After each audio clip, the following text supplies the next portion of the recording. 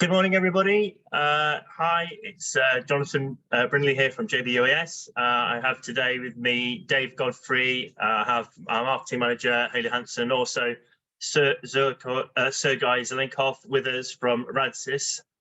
We're here today to talk about the RadSys LF GPR, which is a new system that has been released by Radar Systems. Yeah, hopefully you'll get a lot from this presentation, as we've also taken the liberty of including Dave from Metzer, who can give you a first-hand account of some flights that he's done and you know, some real actual data. So let's move on to our first slide and let's have a look at what we're going to be talking about today. So we're going to talk just a quick overview, solution components. So we'll have a quick view of what these components are. We'll then look at SkyHub 3 and the true terrain following radar and how that's integrated. We'll then look at the RadSys LF GPR system, go through some sort of basic features, and then we're going to go in a deep dive with Sergei. Then we're going to have just a quick overview of the applications, and then some nitty-gritty, looking at actually field data. I'm sure a lot of you are on here today to see what the field data looks like. Then we'll just have a quick chat about GeoHammer and processing tool and Prism 2 processing software by RadSys. And then hopefully you'll send in your questions and we will be able to answer some of the questions you've got coming in. So let's go to our first slide. So a little bit about JBN Systems. As some of you are probably aware, we work really closely with UgCS. So we are a reseller, integrator, strategic partners, and we also work very closely with Radar Systems too. So I would probably guess on a weekly basis, I'm talking to Radar Systems probably 2 or 3 times a week, so on quite a few occasions. So between us, we work together, and yeah, we partner with both UgCS and Radar Systems. So a little bit more about JBN, and if you didn't know already, that we working with UgCS, we cover a lot more than just GPR. We cover methane laser systems, as you can see, metal detection systems for being used for UXO in the most part. Magnetometry, so magnetometer systems, and you can see a nice picture of an R4. Some of you will be aware that we've done quite a lot of work in that regard. Working with a new sonar system, and yeah, we're working on some contracts at the moment, or potential trials for contracts at the moment on that system. Echo sounding, and then we also deal with thermal systems from Workswell as well. So it's not just about GPR, but obviously today we're all about GPR. And so let's crack on. So the solution components. So the solution component is really quite simple. We've got the system itself has been built specifically for the M300 RTK. So as you can see here, we have the M300 RTK, we have the UgCS SkyHub, and like I said, I'll talk about the UgCS SkyHub a little bit more in just a moment. We've got the true terrain following altimeter, which you can see on the front there. And there are a couple of options actually that you can have there. You can have the laser system, or you can have the radar system. In the UK, we tend to have the radar system simply because we don't have the restrictions that they do in the US. And also you can see our dipole LF antenna there in the middle of below the drone, and our dipoles, which are quite quickly connected on, depending on the frequency that you want to fly at. Also, you can see there plastic legs, and that comes because this is a dipole and an unshielded antenna. It's important that we obviously reduce as much as we can metallic components that are close to the antenna, and therefore, as a standard supply, we do supply the plastic legs as well. So that, in a nutshell, is really what, apart from the cables and the fastening kit, it's a very simple system that can be put together quite relatively quickly when you get to site. So let's look at the SkyHub true terrain following and how that's integrated. And again, as I said, it is relatively simple. And you can see from the picture there's minimal amount of cabling, which is also of great help as well.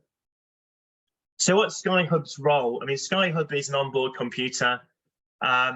It's syncing with the M300 RTK. It's essentially taking data and power from via the OSDK connection, feeding telemetry into SkyHub and also taking power in. So the data coming into SkyHub is fused with sensor data.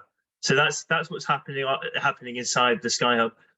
Also, what the system's also able to do is it's able to take the data, use the TTF. So it's essentially providing the algorithm that allows the true terrain following to work. SkyHub is also the onboard computer that allows the UgCS Pro software and the custom payload monitor to integrate with the GPR, and that's what allows it to fly a mission which has been preset and at a certain height. So that's all done via the SkyHub. If we have an ODR or an object detection radar fitted, and you can see that in the bottom right-hand corner, if it's the front of the M300, then as a sensor, the SkyHub will also manage that as well. And yeah, it's also managing the GPR. So it's managing the power to the GPR from the M300's own battery supply. And there is noteworthy to say that there is over voltage and control on the output of the power output as well. So there's a bit of protection that's already built in. And it's also then taking the data from the GPR. So the SkyHub is taking the data from the M300 and it's fusing it all together, as I was saying before. And as you can see in the bottom right-hand corner, the way that it takes that data is via a cable, an RJ4 via an AJ45 connection from the bottom of the SkyHub, and then that feeds directly into the GPR. So I mentioned the custom payload monitor and the UgCS Pro. The CPM effectively is looking like it is on the screen. You can see it's below CPM. It's the system that is or the software that is managing the payload. So it's managing the true terrain following, and it's also allowing you to manage and see real-time data from the GPR. As you can see here, this particular one has been set at 15 meters with the 5-minute maximum. So you can see that, so target altitude is 3 meters. So you're able to set your target altitude and your safe altitude in the CPM, and the UgCS Pro is your way of getting your SWAF and your speed correct. So yeah, your flight plan is all done in UgCS Pro. It integrates seamlessly with CPM, which is the bit that manages the payload. The only other thing to note really is that there is a as well as UgCS Pro, there is a UgCS for DJI app which goes on your M300 controller, which allows everything to sync together and for the pilot to be able to control and see certain parameters and telemetry. So a little bit about the RADSYS Airborne LF GPR. So there are 3 configurations of the system. There's 300 megahertz, 150 megahertz, and 100 megahertz.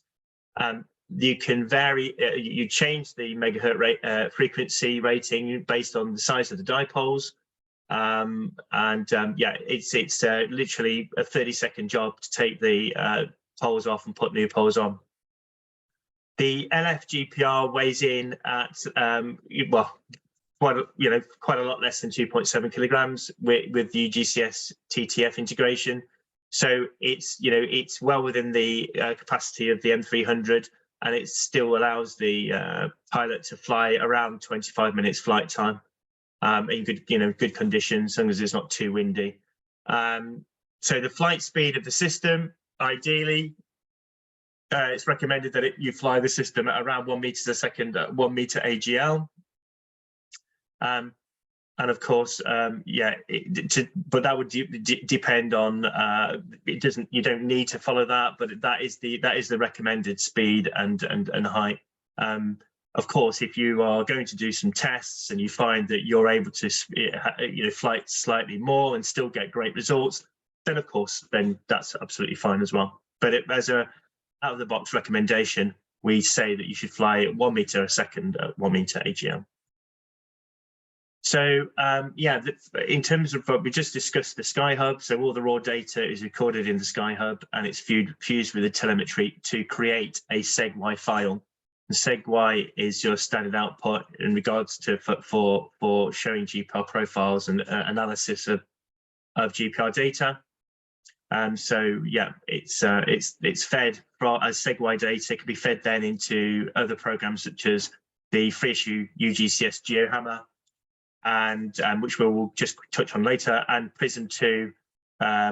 So it's a really easy process flow to get the data from the drone into some analysis software. Just one last thing here that just to talk about is that we, as we all find out later with Dave from Metza, they've already licensed this unit with Ofcom. I'm sure Dave can say a little bit more about that later. But yeah, the system is, although this system is a dipole unshielded system, it still has been given a license by Ofcom. So that's really good news.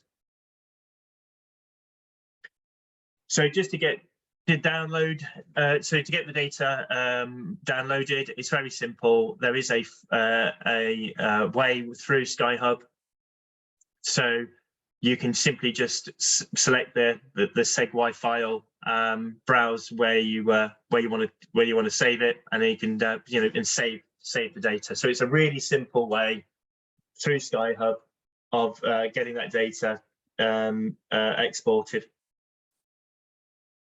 So right, I'll turn you over to Sergei here, who's going to do a little bit more of a deep dive, a little bit more deep dive on the technical aspects of the LF GPR. So yeah, over to you, Sergei. Yeah, thank you, Jonathan. I will continue. So hello, my name is Sergei Zelenkov, and I would like to present our company. Radar Systems Incorporated. We are placed in Riga, Latvia, and our company is a manufacturer of the ground penetrating radars, different kinds, different units.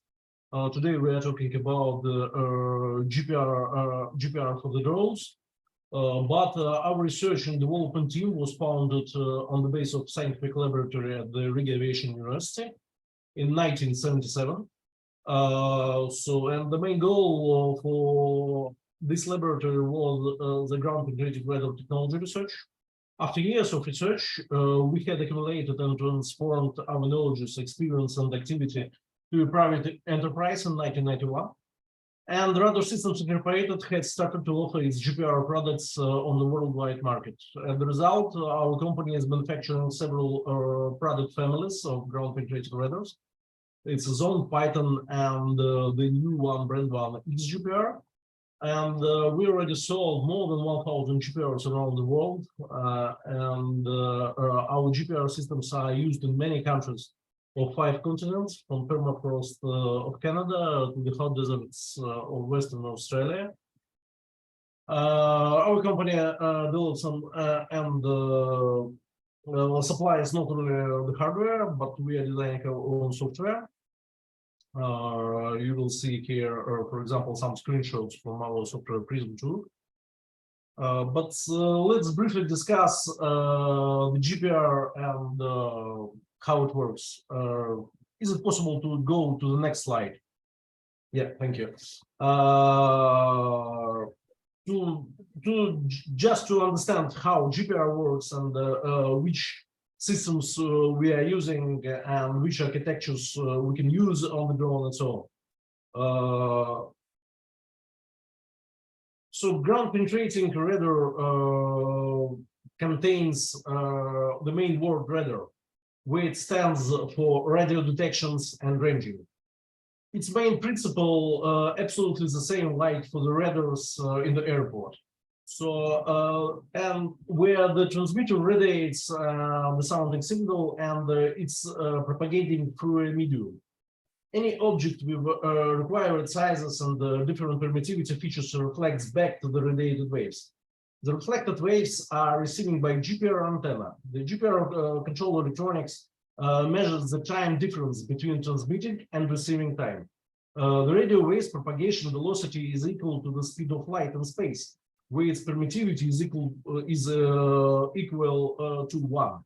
Even though the dielectric permittivity of the medium where our radio waves are propagating we are able to recalculate the measured time to the depth. In other words, GPR measures the time, and the main goal of any GPR user is to recalculate this time to the depth. The software, our software, or for example, SkyHub software just helps to recalculate it because it's a easy recalculation. The GPR technology is known already more than 40 years, and it is the history of an evolution from analog to digital domain in contact with the ground surface, of course. Many efforts were spent to take off the GPR from the ground surface to the air, because in the beginning, GPR was all the time connected to the ground and had very hard ground connection.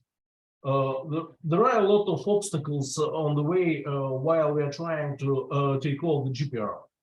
The main one is a relatively high frequency of the GPR signal that force on the antenna to be as close as possible to the ground surface to eliminate the transmitted energy reflection from the surface to the air. Another one is an air radio noise, and as higher GPR goes up from the ground, the higher noises level it gets. The low altitude flight is able to help, but it is dangerous task for the manned aircrafts. Evolution of unmanned aerial vehicles or drones brought us a great possibility to welcome the geophysical payload on board. Both techniques help us to acquire the GPR data in a fast and safe manner. So our good collaboration with SPH engineering company helped us to start from the low frequency antennas.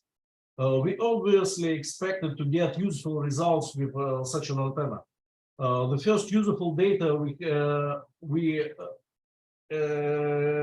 have acquired with a GPR mounted on the DJR M600, as you can see on this slide. This was a stroboscopic bistatic device with unshielded antenna and changeable dipoles 150 and 75 megahertz. It improved the possibility to use the GPR on a drone, but some features like its weight, about more than 4.5 kg, and limitations of the drone manufacturers, like for example, you already know that it's a little bit hard to get the DJI M600 right now. It's forced us to design of lighter and smaller GPR. The main things that are influencing of the GPR antenna dimensions and weight are its length, which has to correspond to its frequency, and antenna configuration. Is it bistatic or monostatic one? The traditional bistatic configuration, which is visible on the slide right now,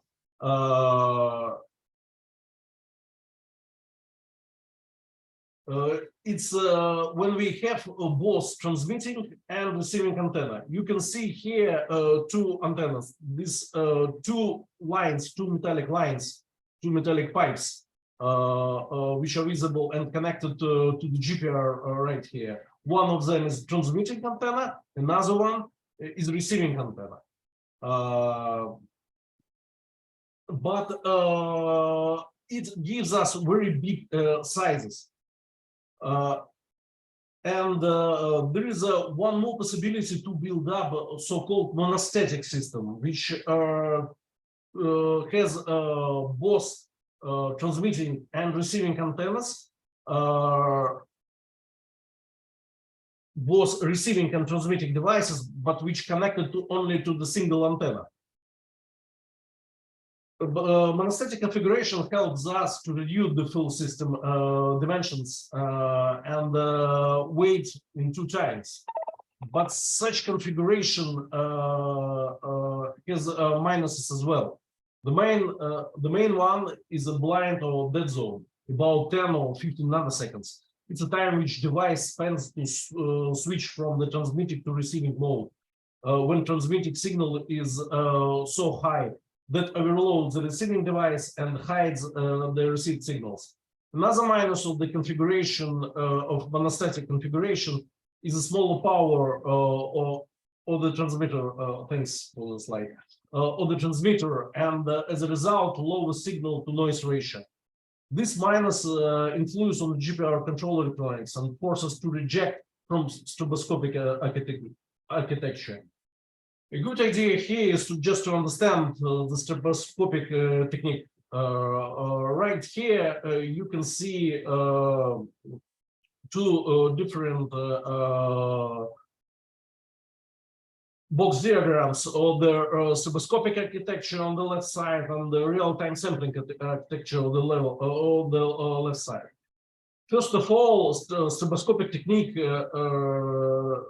and any such a technique, it's a technique to digitize the signal, because it's known that the signal received by the antenna is an analog one. But we are living in a digital world now, and the point of analog to digital signal conversion slowly moved from the user to antenna side in the history.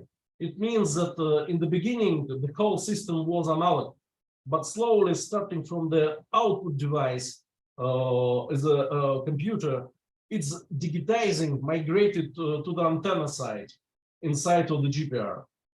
So the longest period, could you just go to the back? Yeah, the longest period of this exciting history is occupied by stroboscopic sampling technique.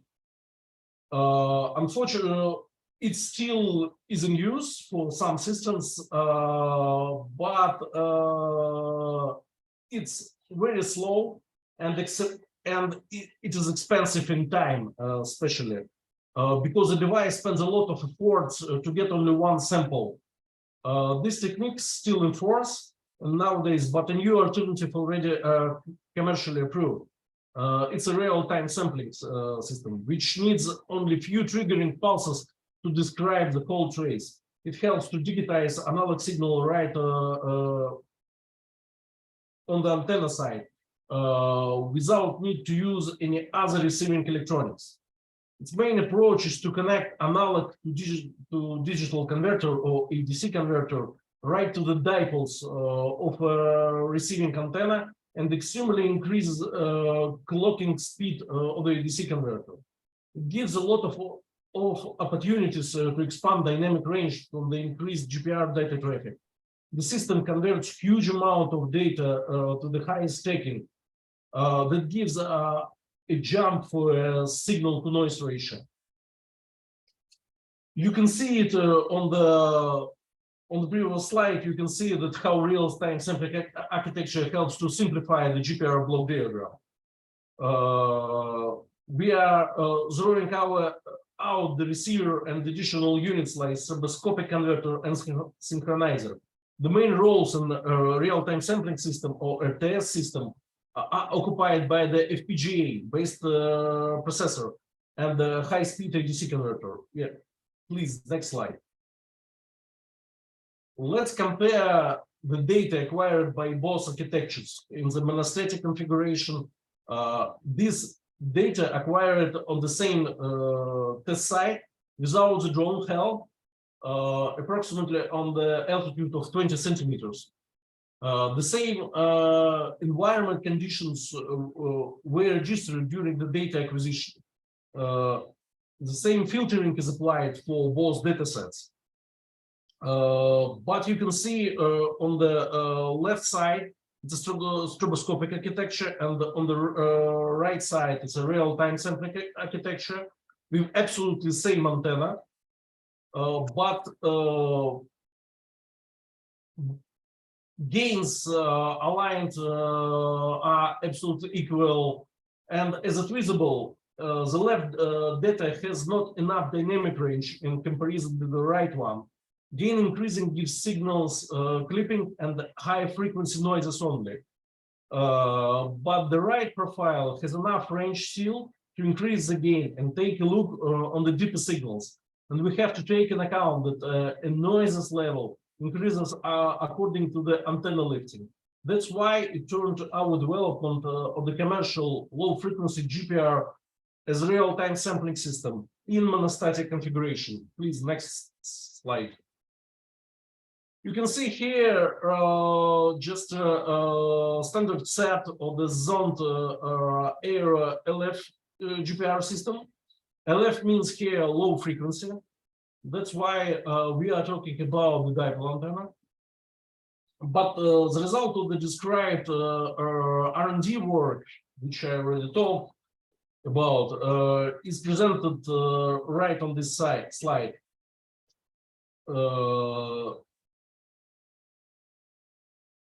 It contains built-in dipole antenna holders and a set of changeable dipoles in different lengths.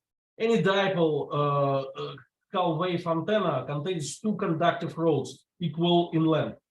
Zoned RLF uses the aluminum tubes as dipoles and has 3 pairs of them with different lengths, corresponding to 300, which is connected to the GPR right here on the slide, 150 and 100 megahertz.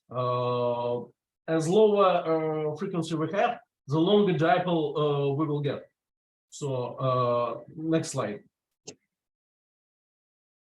Each dipole has a spring-loaded pin and firmly fixes in the antenna holder of zoned IRA. The changeable dipoles principle allows the antenna frequency changing between the flights without device dismounting from the drone.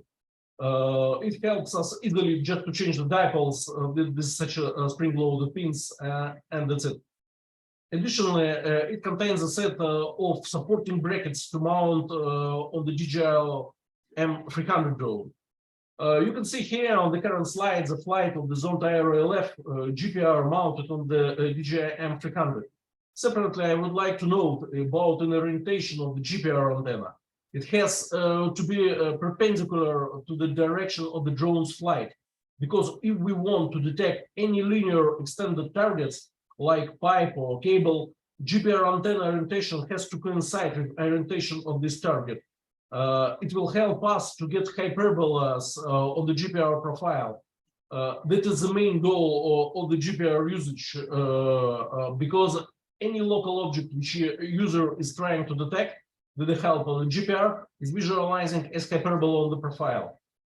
Such hyperbolas are clearly visible on the next slide. Thanks.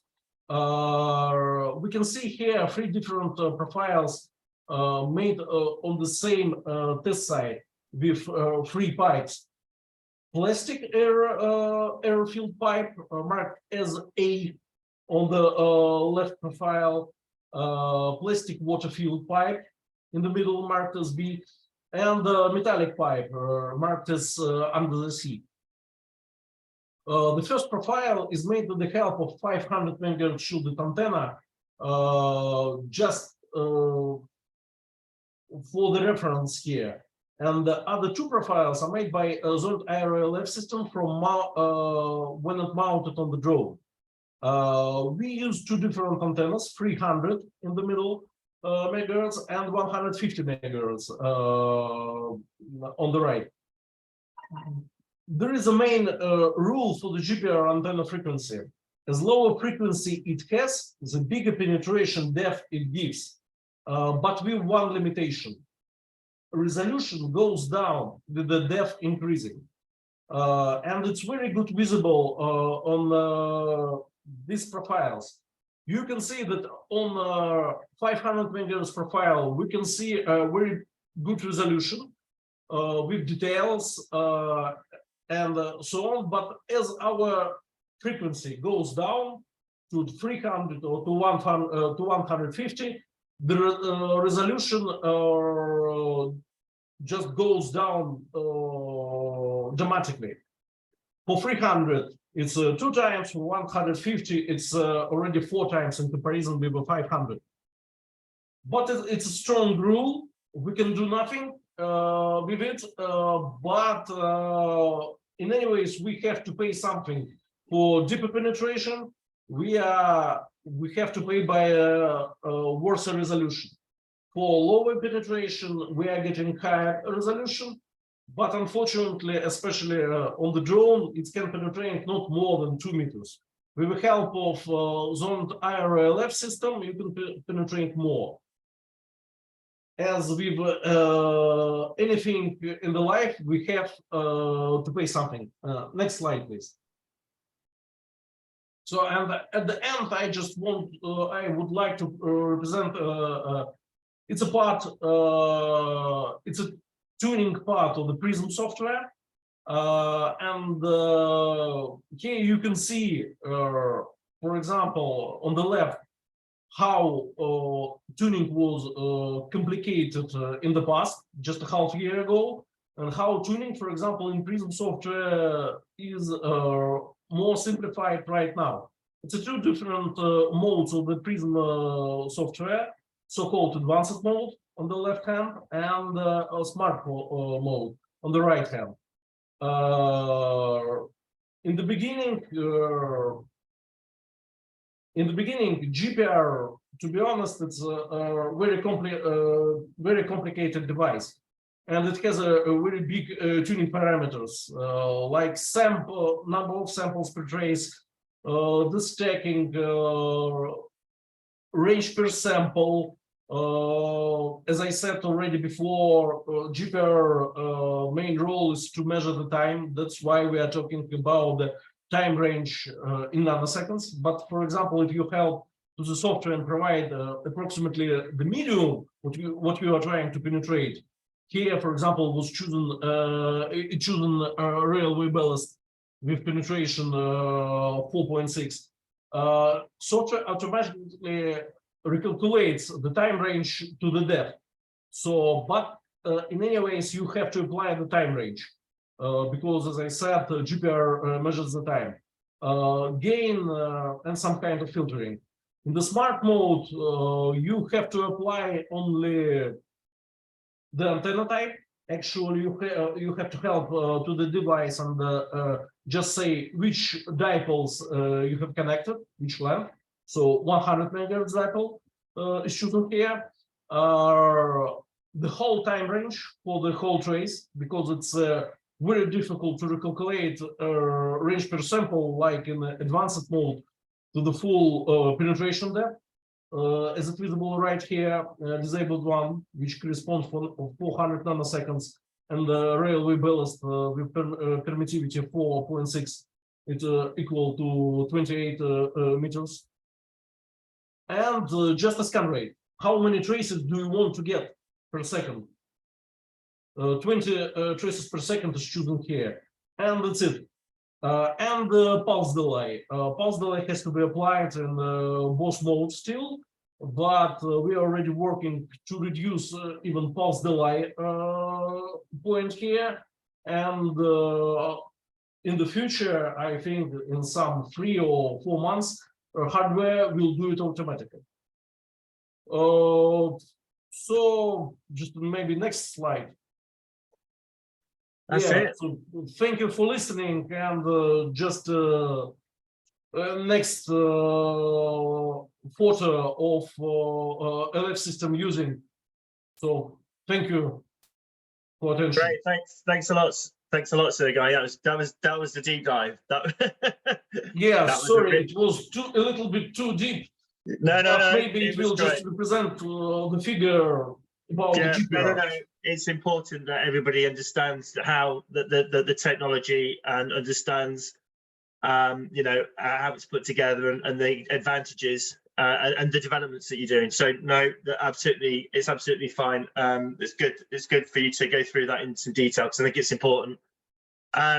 Yeah, obviously, we'll go on to applications overview now, but there are going to be people that are probably looking at GPR for the first time. So I just, for those people that are aware of GPR, then this is probably not going to be new news to you. But for those that are that aren't so familiar, and the kind of applications that we kind of, I think we've got to go back to what we said at the beginning, or what's said a lot is there are tools for certain things, you know, for certain applications.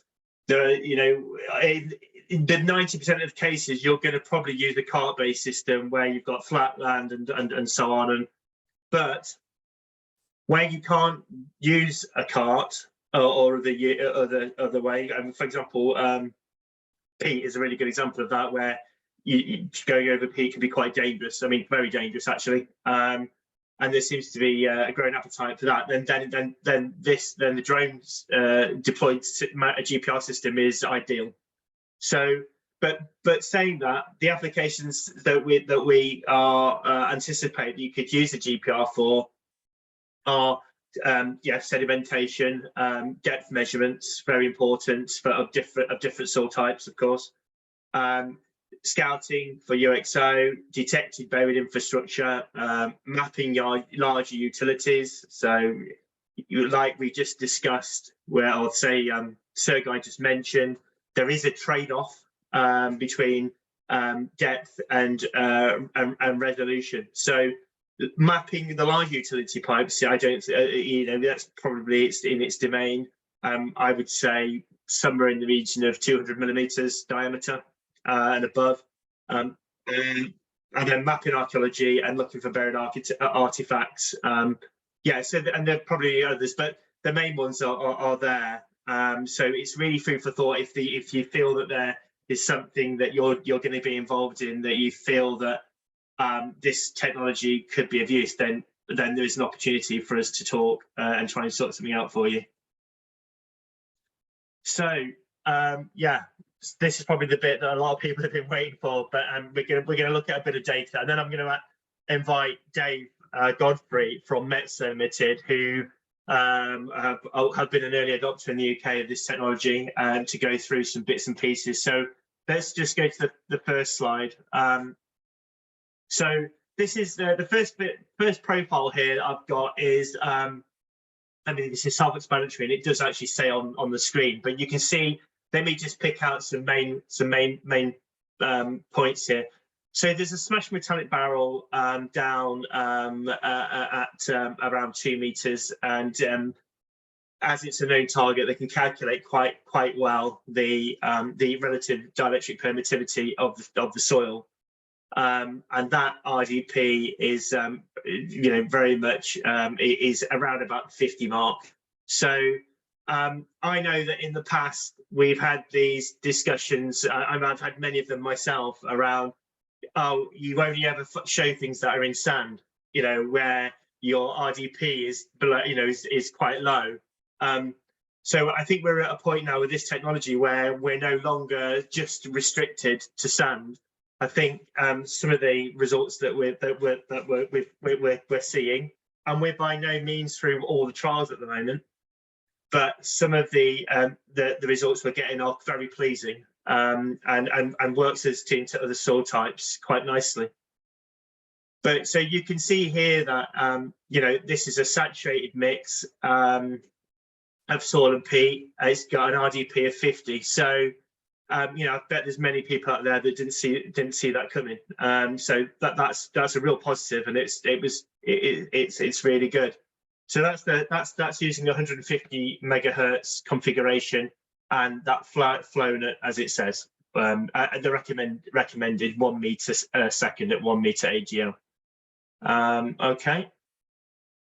Second one, okay, this one is in sand, but it's really to give you a flavour of utility pipe detection This is Baltic gas. It's the reason why the tests trials are done on this particular system is because it's they've got a good relationship in Latvia with Baltic gas, and they let them go and do this kind of detection. But what you can see there is some, you know, again in sandy soils, some really good results, and not at 1 meter AGL, a bit higher up as well.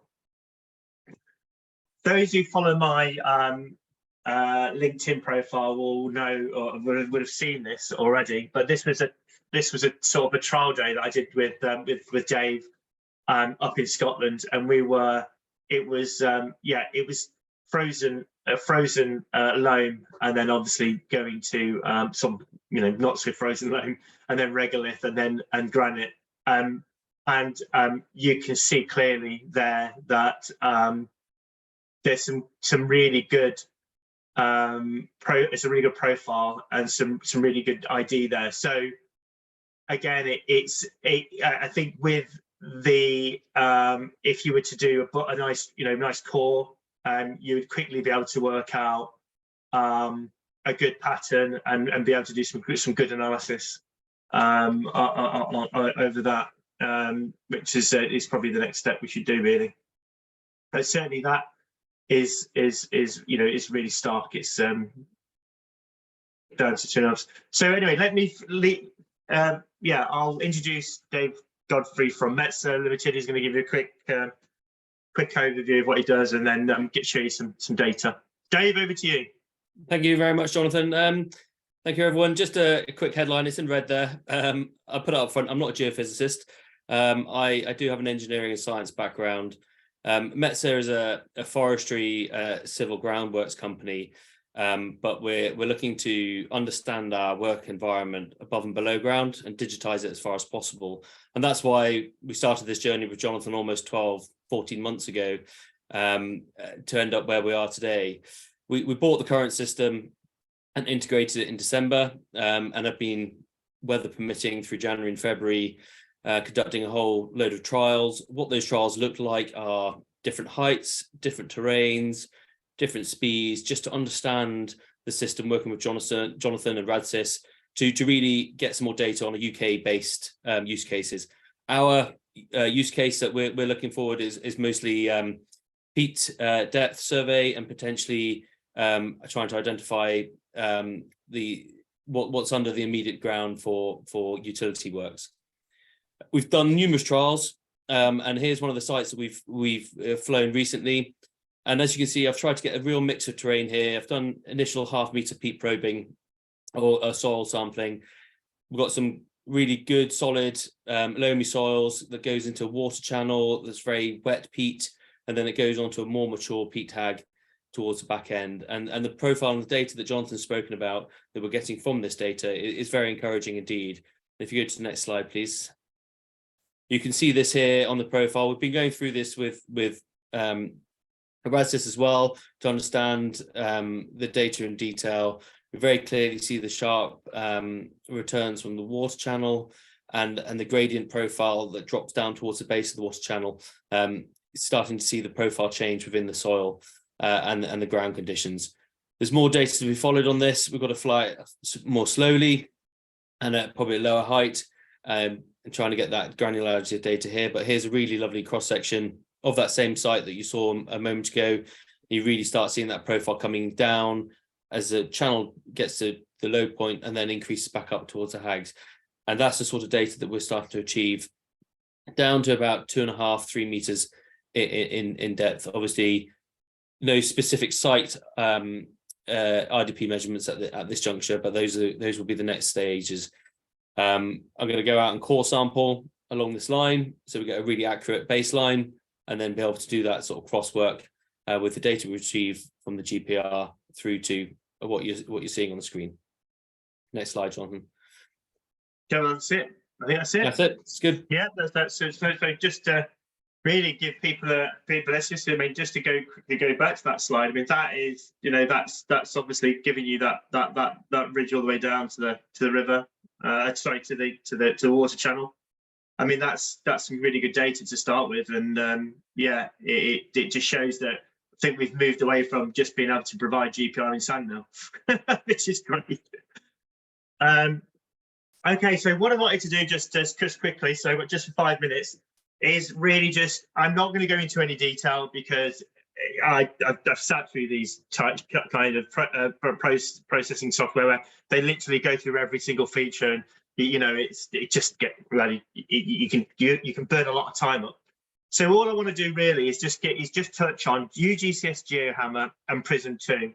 So UgCS GeoHammer it's a free tool that you get from UgCS and from SBH Engineering, sorry.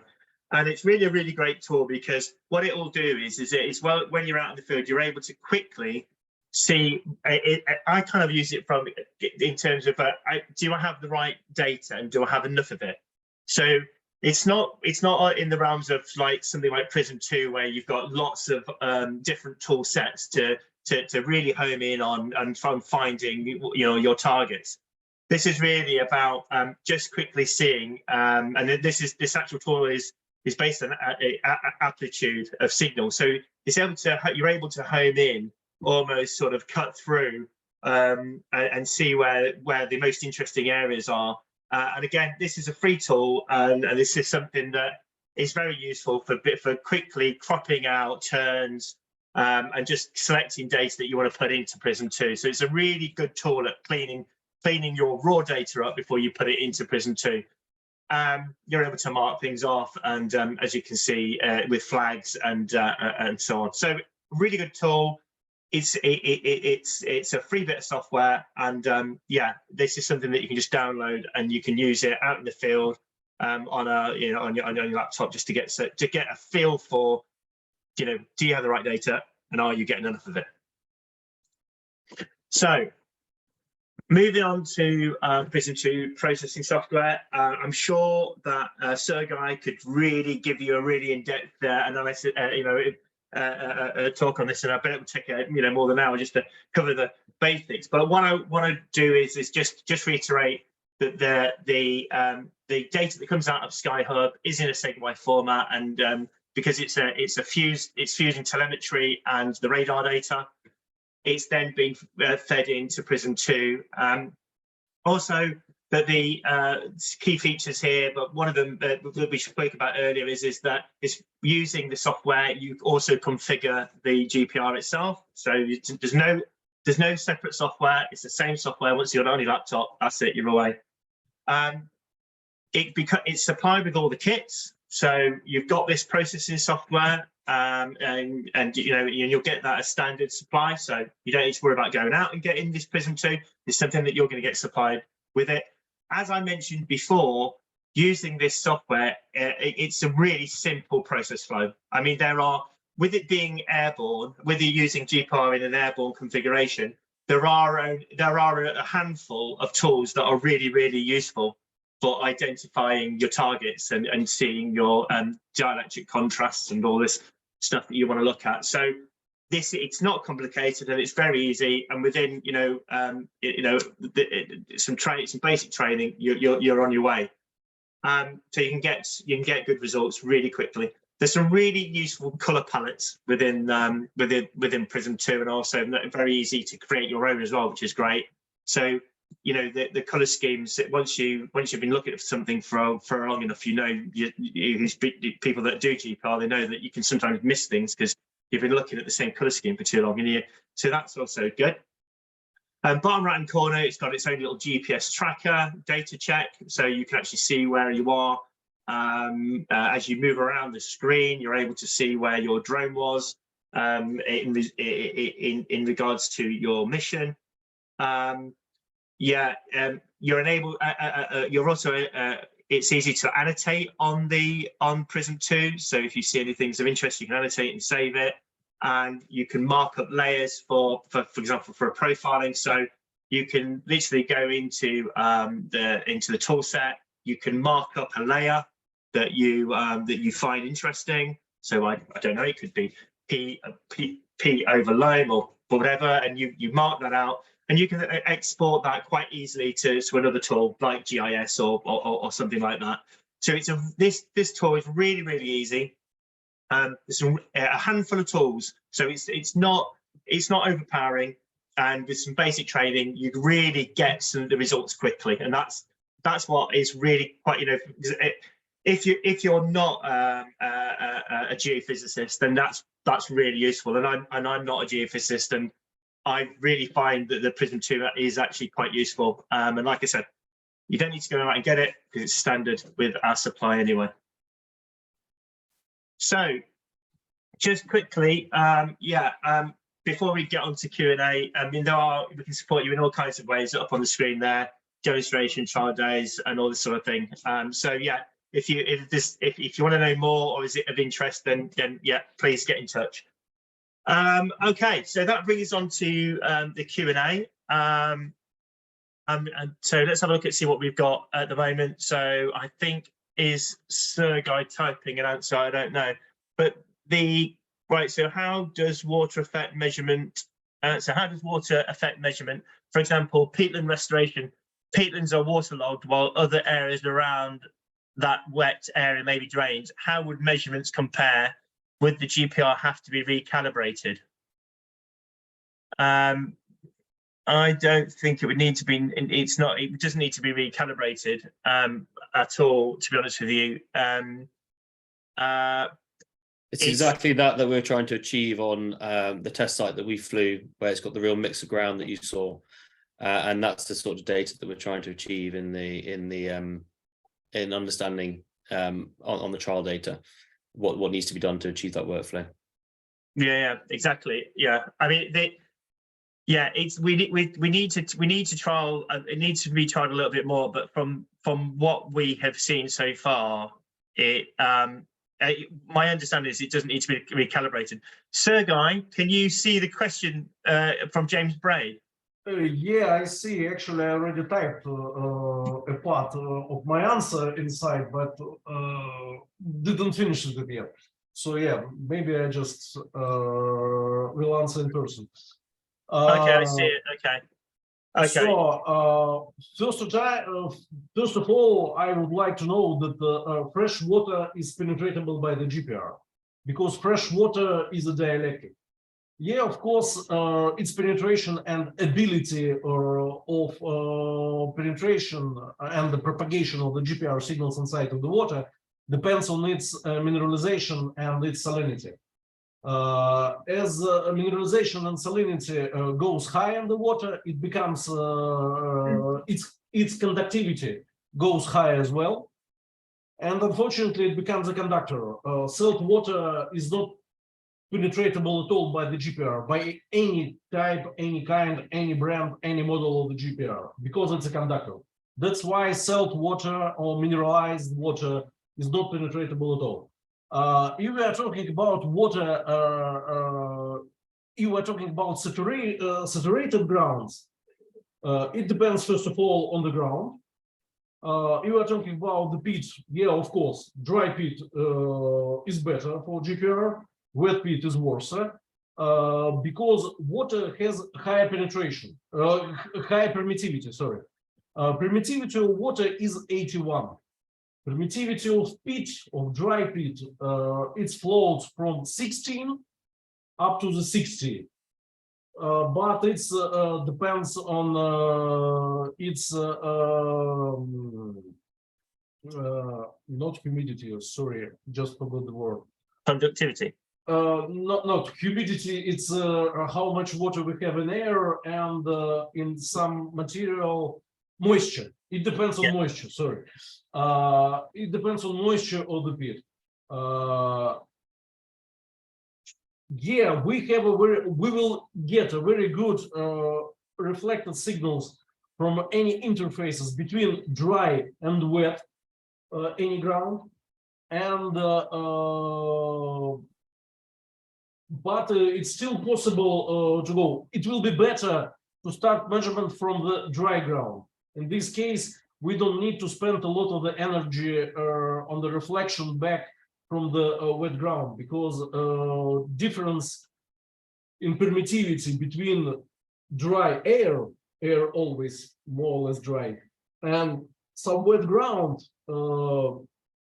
when moisture goes up, amount of reflected energy back from the surface increasing. And for the GPR, it's better if if the first layer of the ground will be dry one.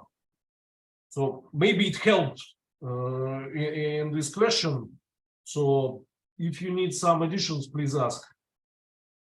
Yeah, I mean, Alexander is also saying, I mean, I'm not sure if Dave can answer this one because it's, I know that we've had discussions regarding the accuracy of the GPR, but Alex Hamer has asked the question, what plus or minus in accuracy would flights at 1 meter altitude be? Now, I'm guessing he's talking about the positioning of the traces. So,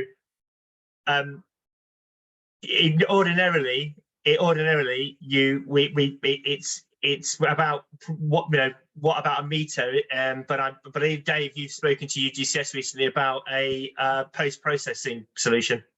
Yeah, so the SkyHub doesn't track the Rhinex data from the RTK on the antenna, but there is a post-processing workflow that I've now been given. I haven't tried it yet to improve that. So using the open source or the I use the like a SmartNet PPK source Rhinex source to do post-processing, which will hopefully then improve the data, the actual GPS input data. Yet to have been trialed, so I can't comment on its accuracy, but it's there's a workflow that exists and it does use the native UgCS software to do that. So okay, let's have a look. What is the possibility of detecting underground cavities? Well, it's all about the depth penetration, isn't it, Sergei? There's going to be a dielectric contrast between the soil and a cavity of air. So it's going to so the signal will presumably speed up through the cavity. So I guess it depends also on the size of the cavity to see if it's detectable or not. Sergei, what would you say? Yeah, cavities are sorry. Sorry for my coughing, but unfortunately it's just yes, cavities detection is possible. Actually, when we talking about the reflected signals in the GPR theory, in any ways we are talking about some reflection coefficient, how signal could be reflected back, what part of the signal just reflects back to the GPR and what part just goes through. The reflection coefficient depends on the difference of the permittivities of two different mediums.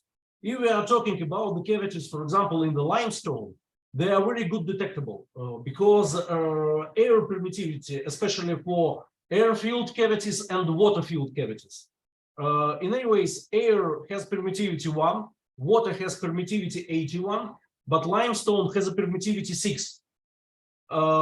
In any ways, between limestone and air or limestone and water, the difference is high, and the reflection coefficient will be for limestone and air, it will be about 30%. For water and air, it will goes very close to 90% of reflected back energy. So in limestone, we can find cavities without, I think, any problems on the. It depends on the altitude of the drone. It depends on the covering material, because limestones are covered by the loams, approximately in the half of cases. It will depend on the moisture of this loam. It depends on moisture of cavities, but I can say that cavities, as I said, are detectable in limestones. So in solid mediums, in any rocks, they are detectable. Yeah, of course, it depends on its depth. We are not talking about tens of meters. We are not talking about 20 or something like that. But On 5 meters, I think it could be detectable by the GPR mounted on the drone. Maybe even up to 7 meters in the dry conditions. For example, we had the for approximately the same antenna, like you can see on the LF system, we detected cavities on depths up to 15 meters, up to 20 meters in Portugal. But yeah, of course, Portugal has a very dry loam, dry limestones, and it was done from the ground. Approximately for the altitude of antenna was about, it just floats from 20 up to 50 centimeters. But as I said, it's possible. Yeah. Okay. Right. Well, it's 11 o'clock, so I know everybody's got to go. It's just after 11, but I just want to thank everybody. Dave, thanks for coming on the call. It's been great to have your involvement. Sergei, thanks very much for your input. It's been useful to get a technical aspect. Also, it's interesting to see the amount of work that goes into creating this technology that allows us to to do this. So that's also good as well. And thanks to everybody else on the call for coming. I know it's taken it out of your time. It's not for free. So I hope you've got something from it. Please get in touch with us if you want any more information, or if you like what you've seen, and we can try and sort you a trial or do something, sort something out, have a discussion about it, and see if this is going to be something that you could use in your operations. But for now, thanks very much, everybody. And I'll see you at the next webinar, which hopefully we'll have next month. Thanks very much, everyone. Cheers. Bye.